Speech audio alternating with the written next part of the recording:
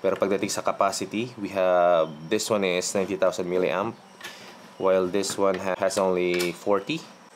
Ayun. So insert mo lang, slide it. Yan.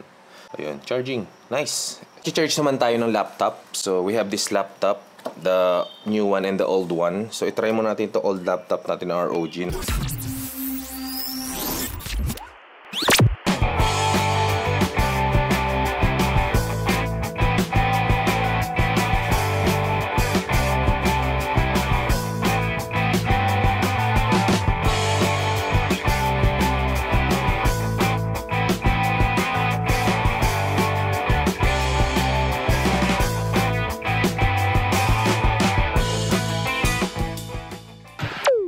So for today's video, meron tayong i-unbox. So ito siya. So ito yung binili nating battery na merong 90,000 mAh plus. So this is the mAh plus, the 90,000. So medyo malaki na siya, no? So meron tayong previous na biniling battery with fan. Nasa vlog natin yan. So mamaya pakita natin. So meron siyang 21 volts. At saka ano pa ba? Yun. So magagamit siya sa mga drill, sa vacuum, basta mga portable na mga equipment. So ngayon, let's see kung may apply ba natin o magagamit natin siya when it comes to some equipment na ginagamit natin sa camping, especially yung fan or mga pwede nating isaksak. So hindi lang ito binili natin. Syempre, may combo siya. This one, it's an inverter. So meron siyang multifunction.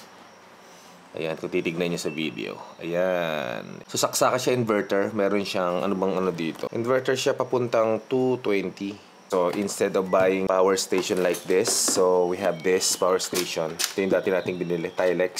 So, 220 rin. Meron din siyang saksakan. Ito, built-in na lahat. So, maganda na may itsura niya, bilog. Madaling dalhin. Ang problema lang, medyo malaki. At saka yung power, niya, capacity. Ang capacity niya ay nasa, ilan to? 45,000. Ayun. So, meron siyang 45,000 milliamp lang yung capacity niya. Pagdating sa portability, mas maliit to.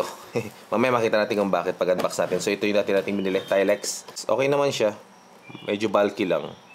Tsaka para meron na rin tayong backup na isa pa. So, dahil maliit to, bumili tayo ng mas mura. So, medyo mas mahal to. Nasa 3,000 plus ata, 4. Ito mas mura to. Nasa 1,700 lang kasama na yung pinaka-inverter natin o yung saksakan natin. So, dito natin malalaman kung anong mas maganda dito sa dalawa. So, ito okay din. So, let's go. Let's unbox first. Ayan, may kasama rin pala yung charger. So, included na yung charger nitong battery. Kasi kailangan mo siyang i-charge by 220 volts. So, unbox first itong inverter. Ayan. Oops. So, ito lang yung laman niya. So, ito yung inverter. Ito yung itsura. So, meron tayong port dyan, saksakan. Ayan o. Ito yung para sa USB. Pwede ka mag-charge ng phone. Type-C meron din. So, ito yung pang-monitor niya kung ilang voltage meron. Kung i-compare natin sa old one that we bought, this one. So, almost the same din. Yung port, ayan, kung titignan nyo. Almost the same din. So, let's go next. Let's unbox the battery naman. Yung pinaka-power, yung lithium battery natin na merong 90,000 milliamp plus. Hindi ko alam ba't plus. Siguro mas dinagdagan na nila. So, ito na siya. We also have this charger, included na yung charger pag binili mo siya. Ilalagay ko lang sa description yung link ng pinagbilan natin ito para alam nyo kung saan pwedeng bilhin para sure kayo. Kasi sa akin dumating, baka sa iba hindi dumating. So ayan, ayan o. So ito yung adapter para i-charge to. Ayan, so mamaya, papakita natin sa inyo. So ito na siya. So ito yung itsura niya. At para masigurado tayo sa detail dito sa ating inverter, meron naman nakalagay dito sa sticker niya sa may ibabaw mismo. So, from Taiwan. So, nakalagay naman na dito Taiwan. So, kilala naman ng Taiwan gumagawa ng mga electronics. So, ito na yung ating battery. So, meron siyang 90,000 milliamp battery. So, malaki siya. So, i-compare natin. Ito sa ating old one. This is our old one, Tilex. Tapos, ito yung 90,000. So, kung titignan mo naman, malaki difference niya. Pero yung bigat halos pareho. Kasi ang laman lang naman ito puro dries, mga cell ng mga chargeable battery, pinagsama-sama lang. So ganoon din dito. So mas compact. Ayun, kung titignan mas compact siya. Side by side, ayun kung i-compare mo. Ayan. Ito meron sigurong fan. Kaya ganyan. Ayan, meron ilaw na kasama to. Yun siya. Pero pagdating sa capacity, we have this one is 90,000 milliamp. while this one has only 40. So bitin na bitin to. Pero yung dati nating binili, this one. So ito yung binili natin dati na may kasamang fan. Alam ko 30 lang to eh. 20,000.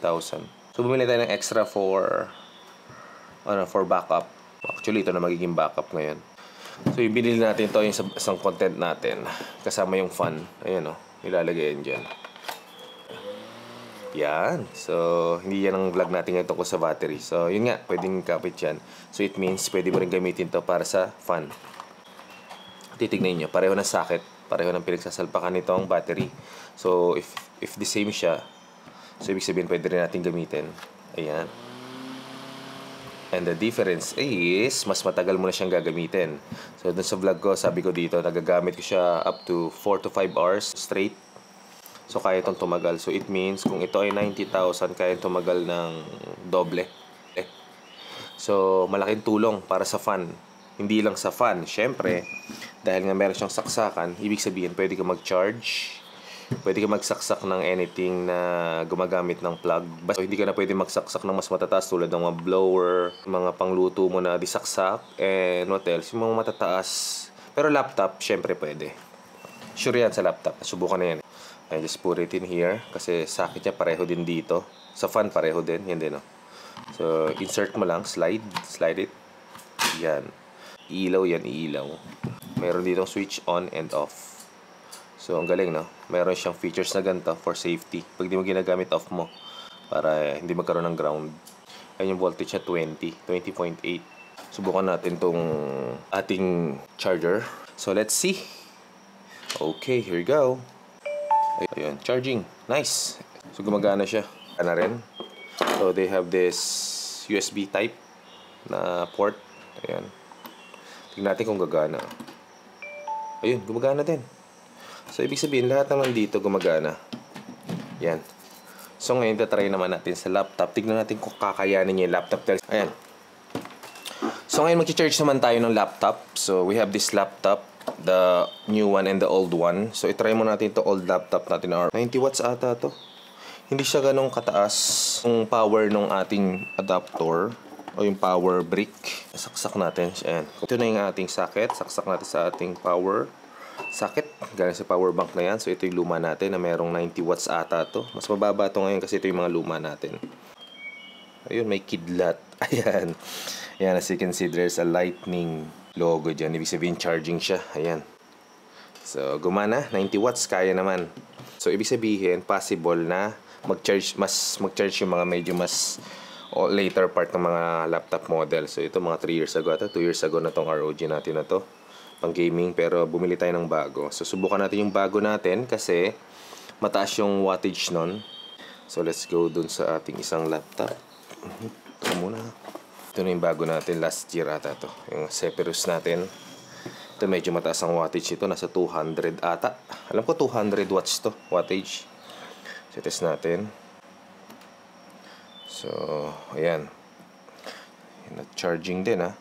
So, susubukan natin. So, iba na rin yung port sa dulo. Parang Type-C itsura niya. So, 200 watts nakalagay ata to. Hindi ko alam kung 200 watts. Pero 200. Hindi ko maintindihan to kasi hindi naman ako teki sa mga electronic na ganyan. Saksak natin. So ngayon, saksak na natin. Plug natin. Subukan na natin ilagay ito. Yan.